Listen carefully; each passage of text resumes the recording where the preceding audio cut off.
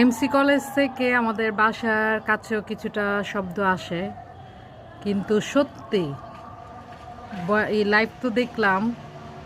আজাহারি হুজুরের বয়ানটা অনেকেই শোনার চেষ্টা করেছে, কিন্তু পারেনি। আর উনি সংক্ষিপ্ত মুনাজাত করে উঠে চলে গিয়েছেন, কারণ উনি বারবার চুপ থাকতে বলেছেন। কিন্তু কি আজব মানুষ, কারা যে এত কষ্ট করে গেল, অনেক কষ্ট করে যাওয়ার পরও মানুষের এত ধৈর্য শক্তি কম যে এরা নিজেরাও শুনলো না, আমাদেরও শুনতে দিল না।